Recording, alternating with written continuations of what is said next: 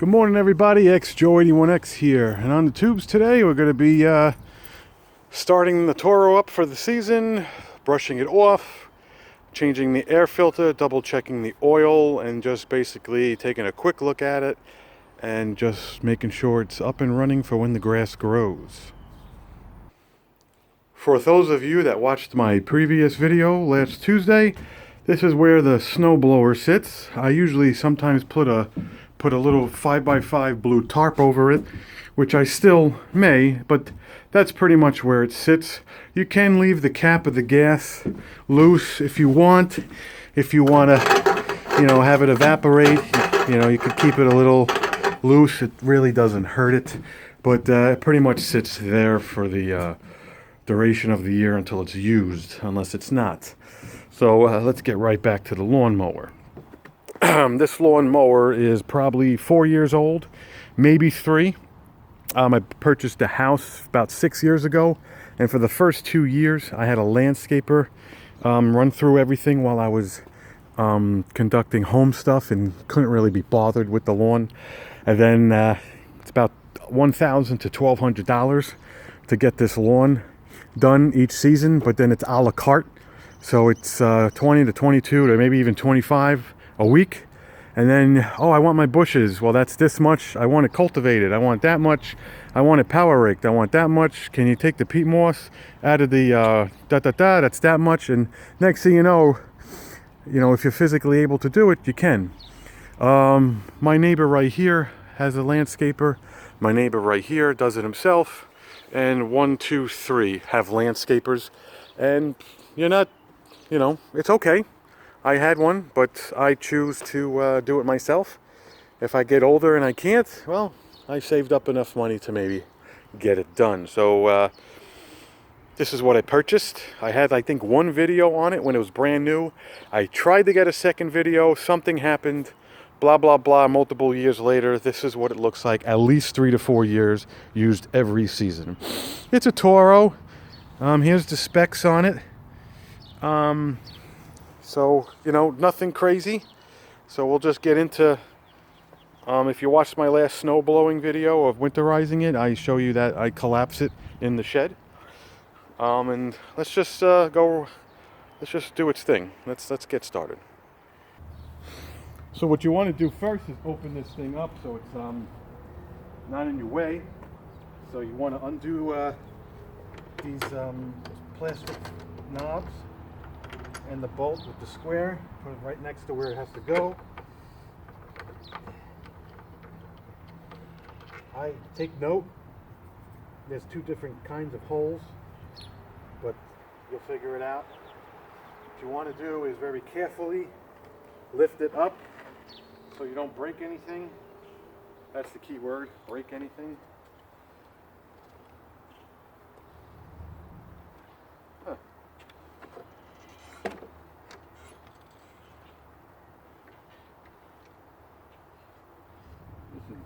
Weird.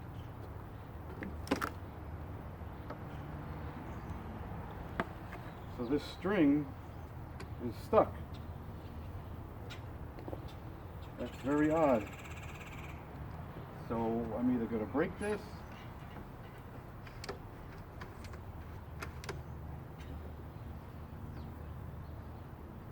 I just kind of worked it. Work it down.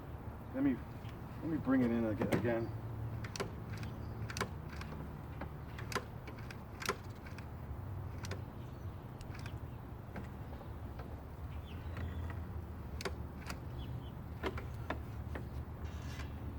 Oh, there we go. There we go. There you go. I engaged this thing. For what it's worth, whether I did it and needed to be done or not, please take note. Do not try to do it yourself. You put the knob on. You can start it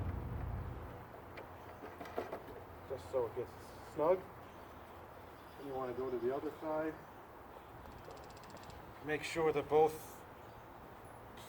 holes line up in the sense where I have it on the top here, and I have it on the top there. Again, you want to just make it snug. With this one you can tighten.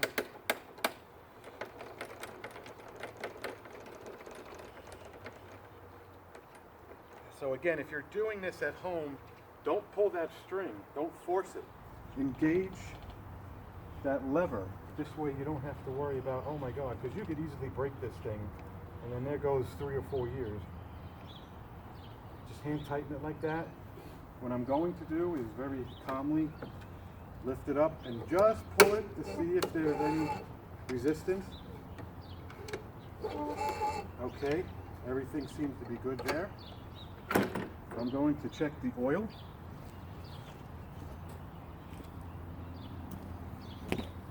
Now, depending on where it was stored, you might have different oil levels. This is supposed to be one of those machines where you just add the oil.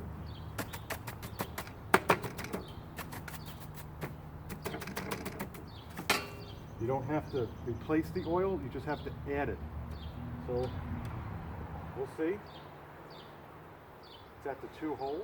I'll show you on the next pass. I just want to get everything all cleaned off just in case it was jostled. You want to put it in,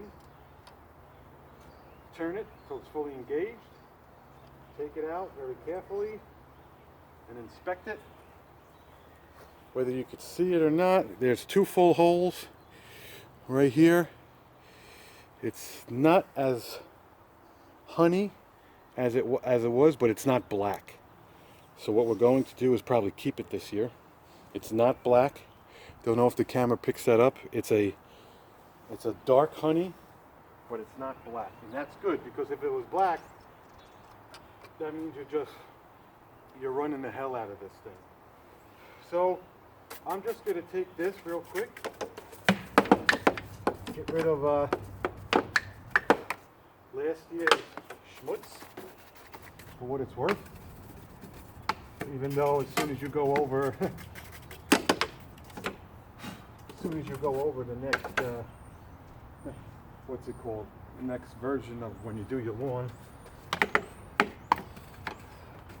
you end up completely destroying it anyway with the dust. Because okay, so we're going to turn this around, and I'm going to show you the air filter that I'm going to replace. So I recommend you take note of what kind of machine you have. This says ready start. Just check and add. Never change the oil. No prime, no choke, just pull for power.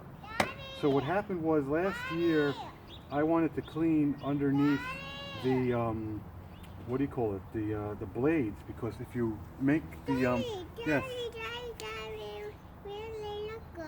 I don't know. What you want to do is after you mow the lawn and it's wet, everything underneath here gets kind of like mushy. So what I did was I turned the machine this way and I cleaned all the lawn stuff. The problem was all the oil, or some of the oil, went into the filter and kind of compromised it. So the filter last year, okay, thank you very much, sweetheart. You're welcome. I have water too. Okay, that's good. So what happened was last year, I'll show you, that the oil got on the filter, and unfortunately, you know, didn't compromise the performance, but this year I wanted to change it. So on this machine, you just click the top, kind of let it drop by itself. We'll clean that later. And here is the schmutz. Let's see if you can see that. Definitely not as white. Definitely covered in oil, and the fact that it couldn't be cleaned, the dirt sticks to this oil. So what you want to do is try your best to compare it before you purchase it. This is Home Depot. This was like $9 before tax, and you can't get any better. Look at the difference. Look at the difference. So what I tell you right here, the Home Depot, Briggs & Stratton, part number 5432. Mine was 9 and change before taxes. On the back, it tells you all the necessary stuff, but this is going to be one of those things where you pull this out. This is garbage. What you want to do is take a rag, if you choose, you could still try to, I like to bang out all the dust. And for the most part, it's always pretty much clean in here. I kind of keep my equipment clean. Okay, you want to take the cover ever so slightly. Get all the dust particles off. Take a rag. Dust settles on the bottom. Mostly just dust. Usually when you first start, all the stuff that's been sitting. Okay. So what happens is, you just rip it open. It fits. You're not returning it. The only way you're going to return it if there's something wrong. There we go. You could use a little piece here. It even says Briggs and Stratton on it. I don't even think this one says. Yes, it does. That's it. Perfect. Look at that. Night and day. There is absolutely no orientation on installing it because the holes are together. So that's good. So what's good is they're nice and clean. Again, just sits right on. We clean this. This is perfect. Just get the little nodules here clean. It goes in like this, bottom first, and just ever so slightly bring it forward. And you might have to course it. There we go. That's on. So that's that. This is garbage. Let's get that out of the way. What we're going to do is add a little fuel. There's actually a little fuel in here from last year, so we're just going to pull start this. I'm going to tilt it this way just to see if there's any schmutz underneath here from last year that's worth. Just want to make sure there's no big clumps that's going to stop the blade. And everything looks good. So we're going to back this out and we'll start it. Here we go. We're ready. Here we go. Actually, if you want to see the whole pull, I'll show you the whole pull. There we go. Thank you. Gauge the lever. I have a tendency of pulling it up a little bit. And let's see. One. Usually do a couple. And then this one's going to be good.